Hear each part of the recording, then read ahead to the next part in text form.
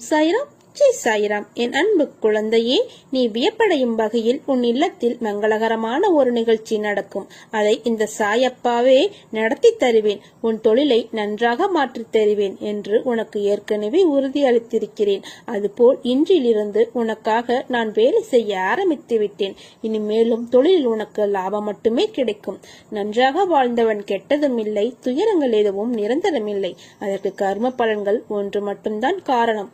எதுவரை போகட்டுமோ போகட்டும், நான் இருக்கிறேன். மனம் தளராதே. அனைத்தும் ஒரு நாள் முடிவுக்கு வந்து சேரும். வாழ்வில் கடந்து வந்த பாதையை நினைத்து கலங்காதே. உனது கை ஓங்கி இருக்கும் சமயத்தில் உன்னை உபயோகித்தும் ஓங்கிய கைகள் இறங்கிய நிலையில் உன்னை உதாசீனப்படுத்தி கீழே வீழ்த்தி அழகு பார்க்கும். இது காலத்தின் கட்டாயம். உன்னை பற்றி அவர்களாக தெரிந்து கொள்ள வேண்டும். நீயாக விமர்சனம் செய்யக்கூடாது.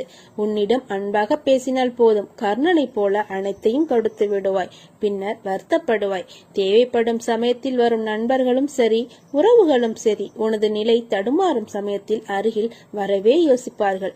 ஏன் நிழல் கூட மறைந்துவிடும். கண்ணாடி போல பிரதிபலிக்கிறது உனது வாழ்க்கை. தைரியமாக இரு. எல்லாம் இழந்தாலும் கலங்காதே. உன் துயரங்களை போக்க நான் இருக்கிறேன். பொறுமையாக இரு.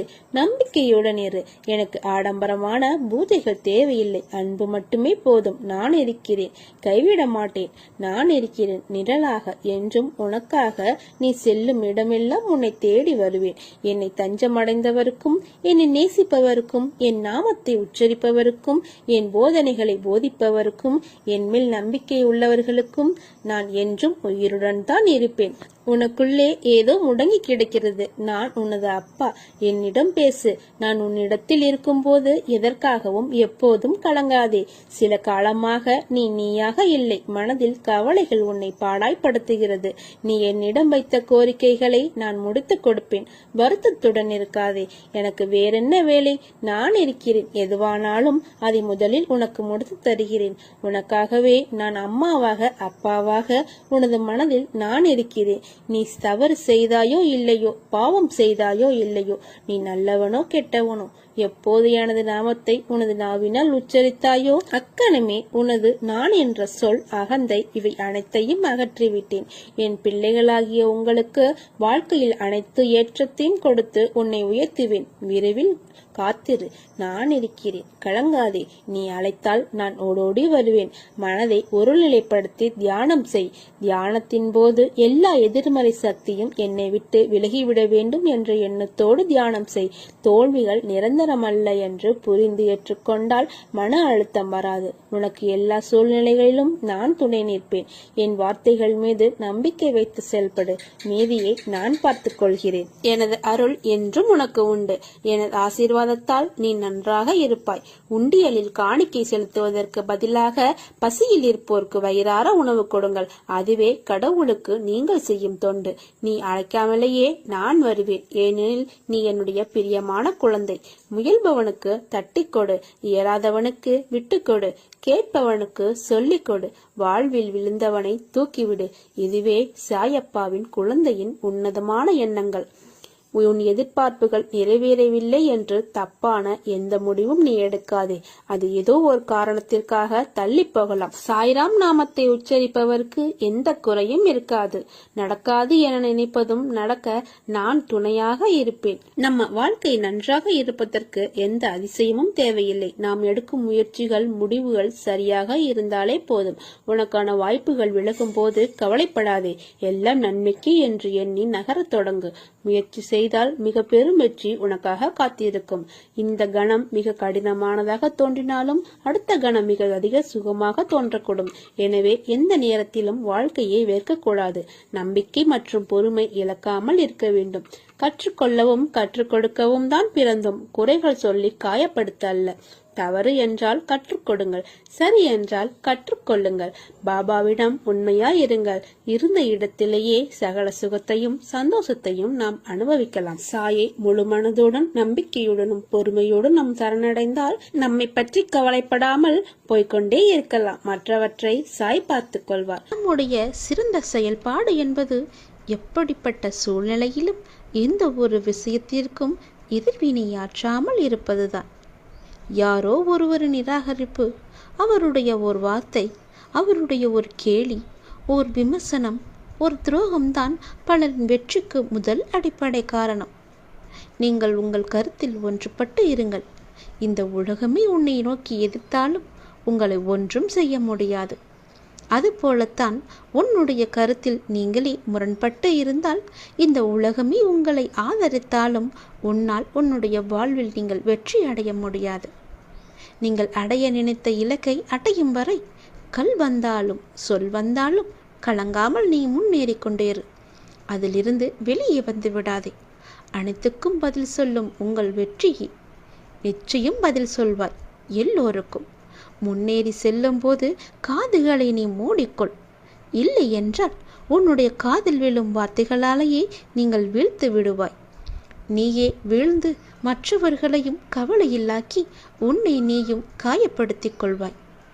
எந்த பக்கம் பிடித்தாலும் மேல் நோக்கி எரியும் தீபம் போல எந்த நிலை வந்தாலும் ஒரே நிலையில் இருங்கள். அது உங்களுடைய மதிப்பை மேன்மேலும் உயர்த்தும்.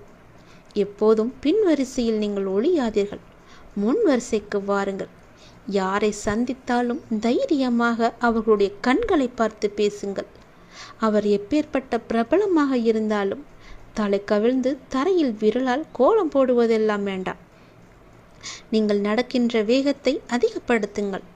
நடையில் தெரியும் அந்த சுறுசுறுப்பு, உற்சாகம் உங்கள் செயல் வேகத்தை தானாகவே அது அதிகரிக்கும். எந்த கூட்டத்திலும் அடுத்தவர்கள் பேசட்டும் என்று காத்திருக்காதீர்கள். அங்கே கேட்கும் முதல் குரல் உன்னுடையதாக இருக்கட்டும். எந்த நேரமும் உதடுகளில் ஒரு புன்னகையை வைத்துக் கொள்ளுங்கள். அது தருகின்ற தன்னம்பிக்கை வேறு எங்கேயும் கிடைக்காது.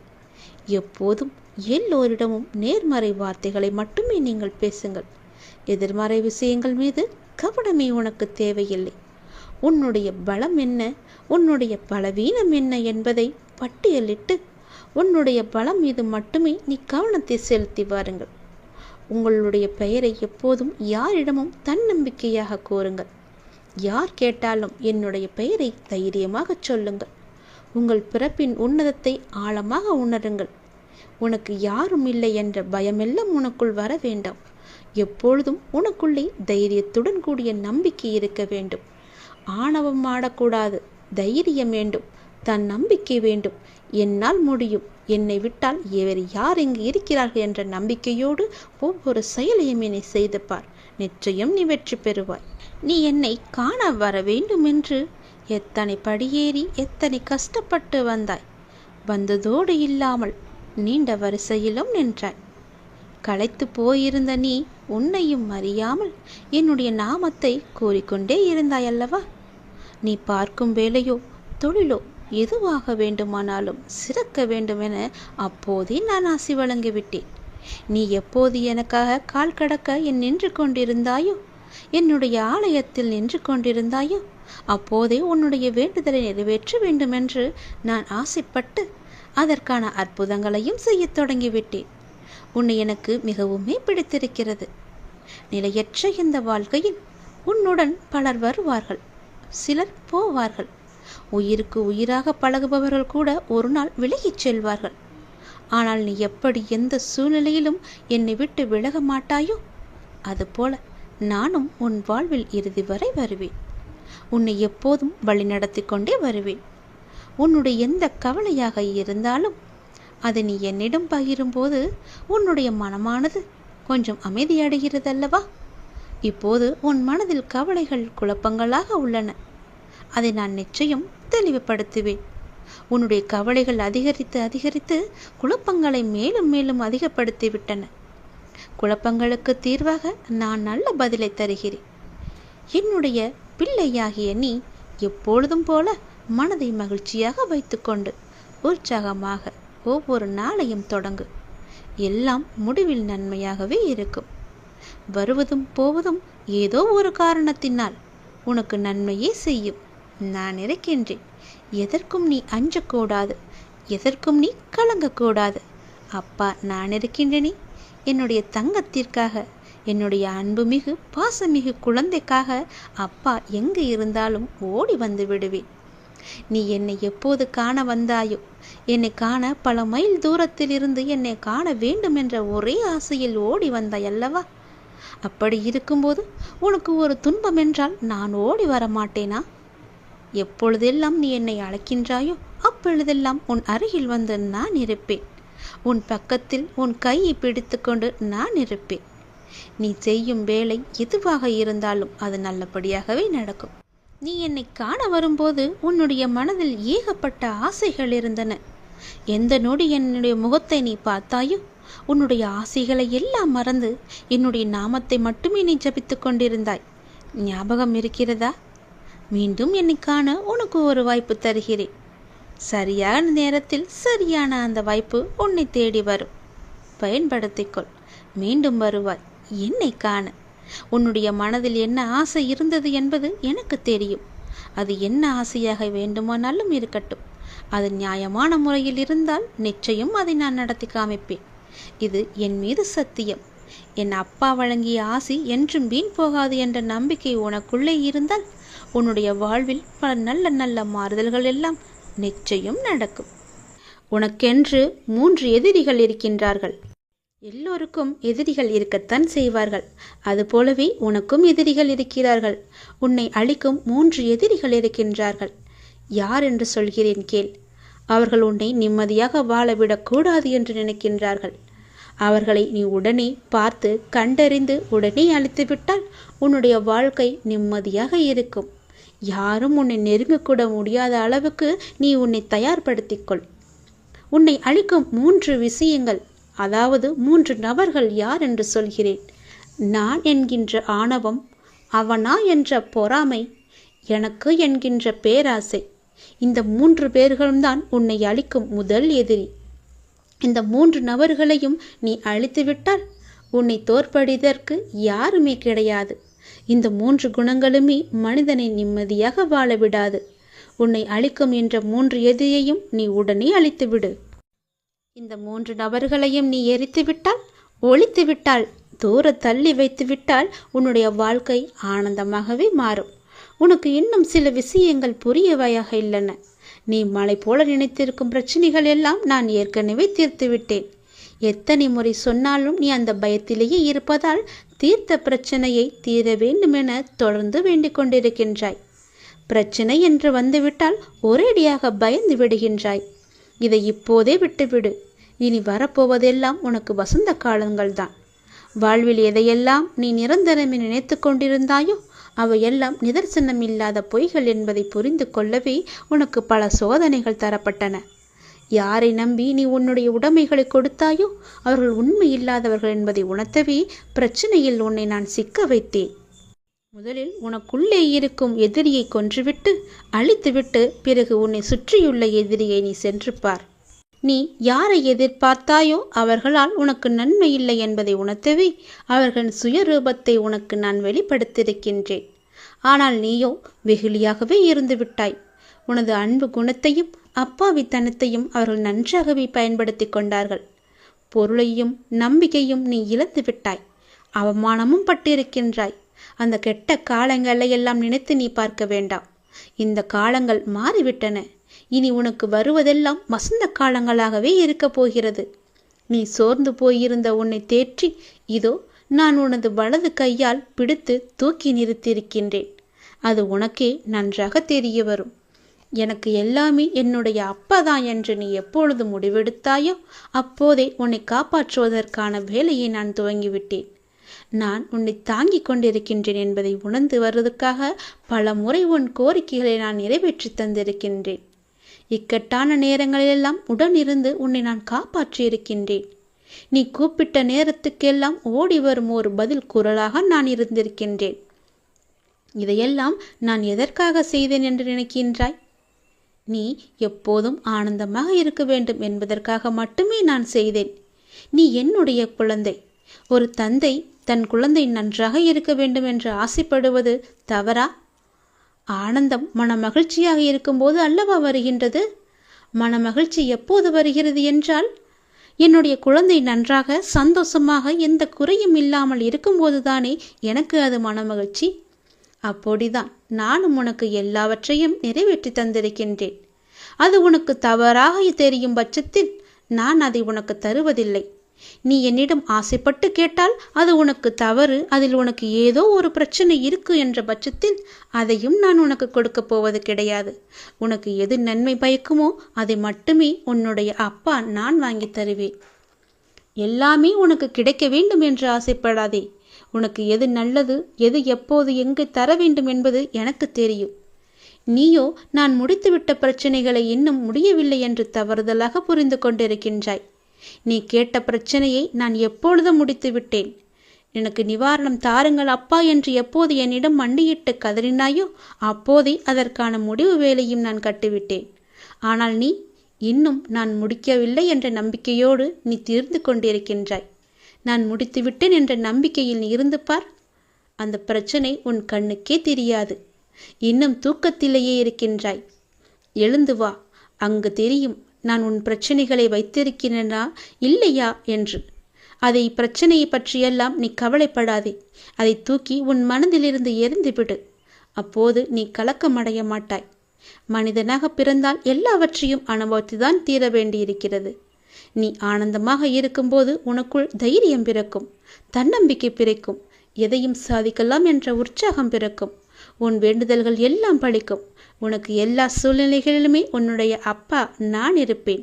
கவலை கொள்ளாதே, எல்லாமே நிச்சயம் மாறும். உன்னுடைய வாழ்க்கையும் சந்தோஷமாக வாழலாம். நீ நிம்மதியாக வாழலாம்.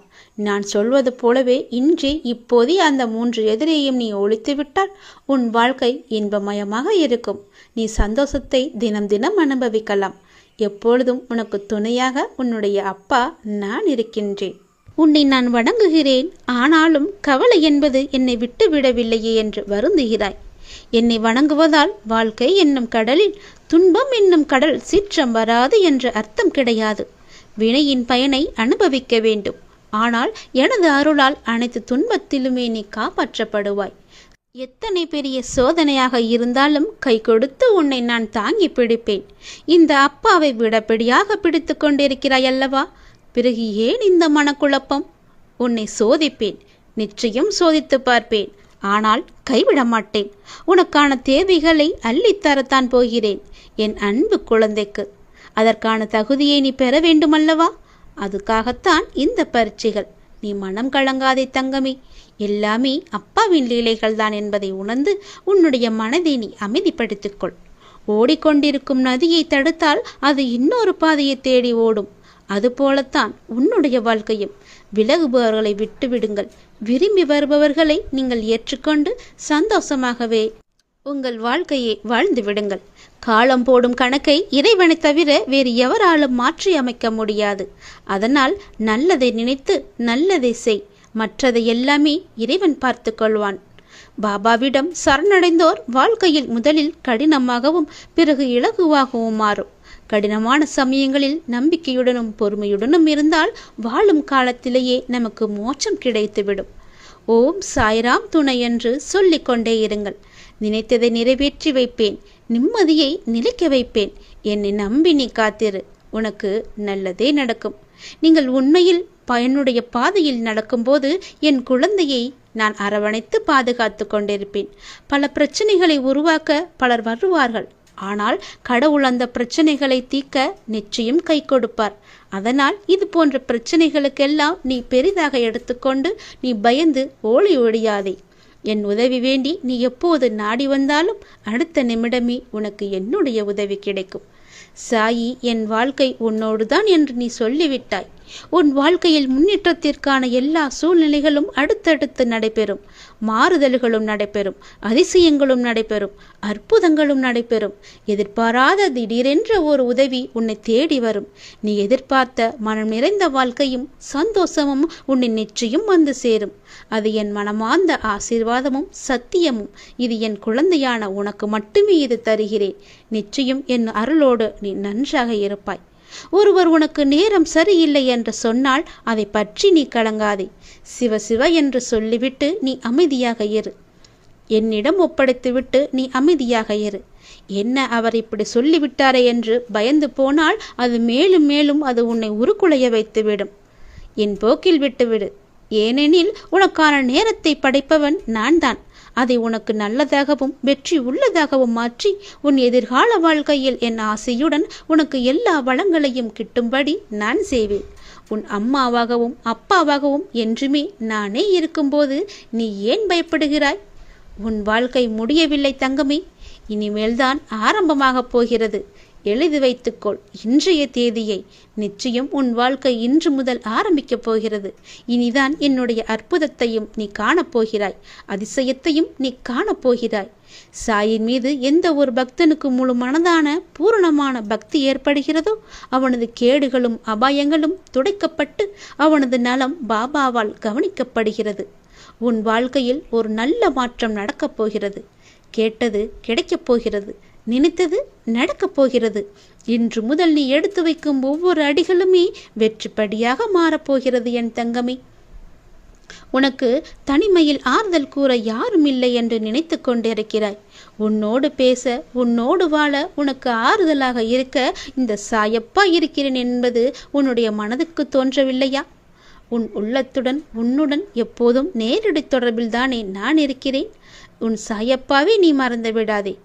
நன்மையோ தீமையோ, கொடுப்பதோ எடுப்பதோ, எடுத்ததை மீண்டும் கொடுப்பதோ, எதுவாக இருந்தாலும் எல்லாமே அவனுடைய செயல் என்ற மனமுதிர்வே உனக்கு முழுமையான பக்தியை அளிக்கும். முழு மனதோடு சாயை வேண்டினால் கேட்டது கண்டிப்பாக கிடைக்கும், நினைத்தது கண்டிப்பாகவே நடக்கும். நானே உன்னை பாதுகாத்து கொண்டிருக்கிறேன், உன் மீது அன்பாக இருக்கின்றேன். என் அனுமதி இல்லாமல் எதுவுமே நடக்காது என்கிற போது இந்த துன்பம் மட்டும் உன்னை என்ன செய்துவிட முடியும்? உன்னை எந்த தீங்கும் செய்ய நான் அனுமதிக்க மாட்டேன். என்னுடைய அருளால் உனக்கு நல்ல வழியை காண்பித்து உன் கரம் பிடித்து நானே வழி நடத்துவேன். இனி உன்னுடைய வாழ்வு நல்ல நலத்துடனும் வளத்துடனும் மிக சிறப்பான எதிர்காலத்துடனும் இருக்கும். எதை பற்றியும் நீ பயப்படாதே. என்னை எப்போதும் தியானித்திருப்பவனுடைய அடிமை நான். அவனை காக்க என் தலையையும் கொடுப்பேன். அவன் என்னுள்ளே நிச்சயம் கலந்து விடுவான். நான் அவனுக்குள்ளே சென்று விடுவேன். ஆரம்பத்தில் அனைத்து குழப்பமும் வருவதான், முடிவில் நீதான் வெற்றி பெறுவாய். ஆரம்பத்தை பார்த்து நீ சோர்ந்து விடாதே, முடிவை பார். அது உனக்கான வெற்றி அங்கு இருக்குது உனக்கு தெரிய வரும். உன்னுடன் உன் வீட்டில் இருக்க நான் வரப்போகிறேன். உன் வீட்டில் நான் மகிழ்ச்சியாக தங்குவதற்கு எனக்காக சிறு ஊஞ்சல் செய்து அதில் என்னை படுக்க வைத்துக்கொள். மகிழ்ச்சியாக அங்கவே நான் நிரந்தரமாக தங்கிவிடுகிறேன். உன் வீட்டில் நல்லதே நடக்கும், உனக்கும் நல்லதே நடக்கும். நீ நினைத்த செயல் விரைவில் என் ஆசையுடன் நடக்கப் போகிறது என் தங்கமே. உன்னை சரியான நேரத்தில் கை தூக்கி விடதான் உன்னுடன் உன் வீட்டிற்கே நான் வரப்போகிறேன். உனக்கு நல்லது நடக்கத்தான் போகிறது. அதை நடத்தி வைக்கவே நான் உன் வீட்டிற்கு வரப்போகிறேன். உனக்கு நல்லது விரைவில் நடந்தே தீரும். இது உன் தந்தையின் ஆசீர்வாதம், உத்தரவு, அன்பு கட்டளை. இது என்னுடைய சுப வாக்கு. யாருக்காகவும் நீ ஆளக்கூடாது. உனக்கான சிறந்த துணையை சாயி ஏற்கனவே நிர்ணயித்துள்ளேன். அது உன்னை தேடி வரும். அந்த துணையை ஏற்றுக்கொண்டு சந்தோஷமாக வாழ்.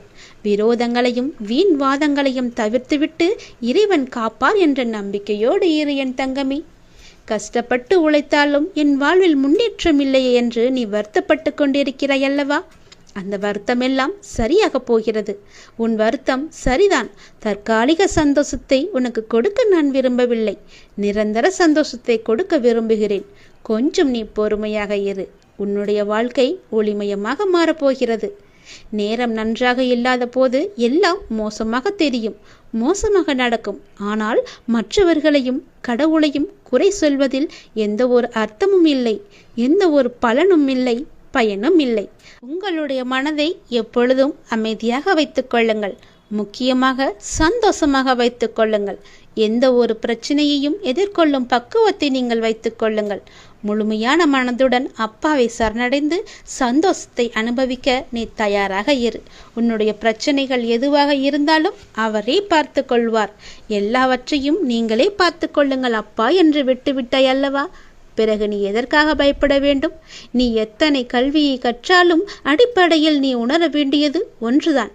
எது நிலையானது எது நிலையற்றது என்று வேறுபடுத்தி பார்க்கக்கூடிய தன்மை உனக்கு வேண்டும். நிலையானதை நீ எவ்வளவு விரட்டினாலும் உன்னை விட்டு அது விலகாது. நிலையற்றதின் மேல் நீ எவ்வளவு பற்று வைத்தாலும் அது உன்னிடம் தங்காது. இந்த உண்மையை நீ புணர்ந்து கொள். எந்த நல்ல காரியங்களுக்காக நீ சென்றாலும் என் உதியை உன் கையோடு எடுத்து செல். வெற்றி நிச்சயம். என் உதி உன் விதியை மாற்றும். சாயை பணிந்து கொள், உனக்கு நிச்சயமாகவே நல்லது நடக்கும். சாயை பணிக, அனைவருக்குமே சாந்தி நிலவட்டும். கலங்காதே, சாயப்பாவின் துணை உனக்கு எப்போதுமே உண்டு. எத்தனை பேர் வந்தாலும் எல்லோரையும் அடித்து துவம்சம் செய்துவிட்டு சாயப்பா உன்னை நிச்சயம் காப்பாற்றுவேன். சாயிருக்க பயம் எதற்கு என்று சொல்லிக் கொண்டே இரு. உன் வாழ்வில் பல நல்ல அற்புதங்கள் நடக்கப் போகிறது தங்கமே. அபிப்பிராயங்களுக்கு இடமளிக்காமல் இருக்க வேண்டும். பாபாவின் கருணை என்றால் என்ன என்று நீ தெரிந்து கொள். அது உனக்கு நிச்சயம் நல்லதை மட்டும்தான் தரும். பாபாவின் அருளால் தான் அவரை பற்றிய அற்புத லீலைகளை கேட்டாலும் அவரது மகிமைகளை பற்றி தெரிந்து கொள்ளுதலும் அவரை பூஜித்தலுமே மிக மிக சிறப்பானது. அவரது அருள் இல்லை என்றால் அவரை ஸ்மரித்தலே நிகழாது. இதைவிட பெரிய அருள் ஏதிருக்கும்? நம்பிக்கை பொறுமை கொண்டு காத்திரு. நான் உன் வாழ்வில் அற்புதத்தை நிகழ்த்தி மாற்றத்தை கொண்டு தருகிறேன். அந்த ஒளிச்சுடரை நீ தொட்டு வணங்கிக்கொள். அற்புதங்கள் இனி உன் வாழ்வில் நிகழ்கான காலகட்டத்தை நீ நெருங்கிவிட்டாய் என்னுடைய குழந்தையே. அதுவரை சற்று பொறுமையாக இரு. எல்லாம் நல்லதாக மட்டும்தான் நடக்கப் போகிறது.